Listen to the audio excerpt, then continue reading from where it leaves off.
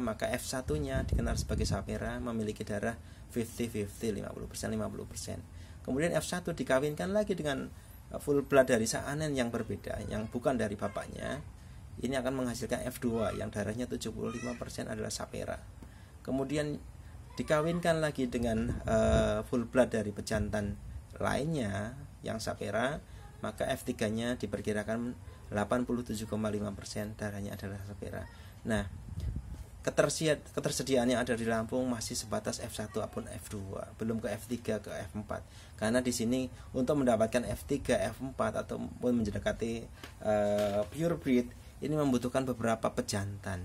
Nah, terlambatnya pejantan, hambatan keterbatasan pejantan full blood ini juga akan menyebabkan makin lambatnya perjalanan F1, F2 dan F3.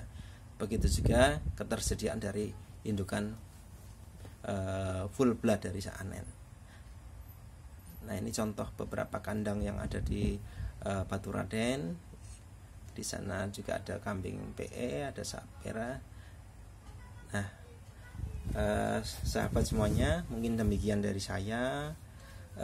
Ada beberapa PR, banyak PR yang harus kita kerjakan. Bagaimana kita mengenal Saanen lebih jauh, kita untuk meningkatkan profesionalisme peternak supaya mereka siap untuk beternak menjadi peternak kambing perah. Kemudian ada hal-hal yang nanti kita akan sampaikan secara detail ke kelompok, ke anggota kami. Kemudian kami di koperasi sendiri memiliki tugas-tugas seperti ini, bagaimana memajukan secara profesionalismenya, kemudian melakukan hearing, public hearing, melakukan pendampingan ke kelompok, ke peternak-peternak baru dan sebagainya.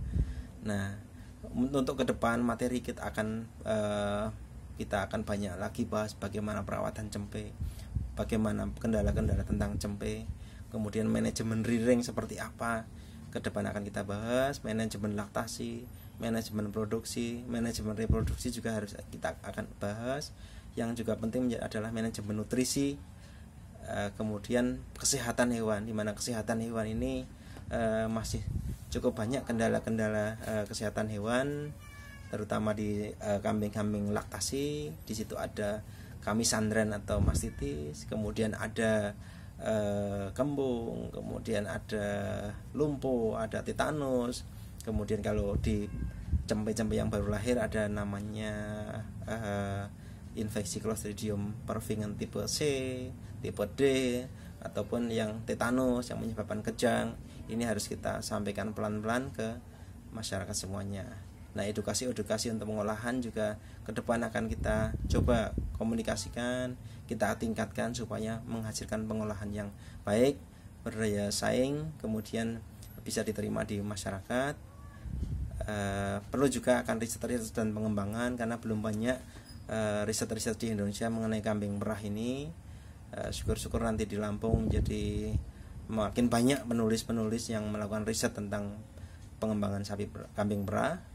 Kemudian demikian sahabat semuanya, mudah-mudahan bermanfaat. Tugasnya masih cukup banyak, bagaimana memajukan kambing perah yang ada di Lampung supaya benar-benar dapat meningkatkan populasi kambing perah sehingga bisa berkontribusi untuk memenuhi kebutuhan susu secara umum, karena kita tahu kebutuhan susu nasional masih baru bisa dipenuhi dari produksi nasional sebanyak 20% dan 80% masih kita impor.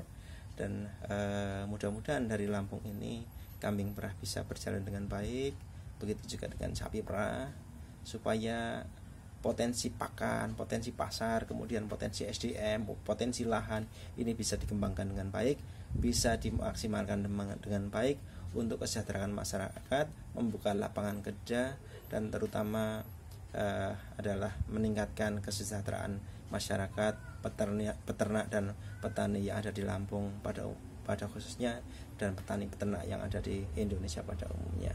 Sahabat yang kami cintai, yang kami hormati, demikian video ini, mudah-mudahan memberi bekal, memberikan wacana buat kita semuanya. Mohon maaf banyak kekurangannya, dan Jangan lupa subscribe, bunyikan lonceng supaya video-video yang terbaru yang bakal ada seri-serial terbaru nanti akan bisa dikabarkan ke sahabat-sahabat semuanya. Demikian dari saya, mohon maaf bila kekurangan. Assalamualaikum warahmatullahi wabarakatuh.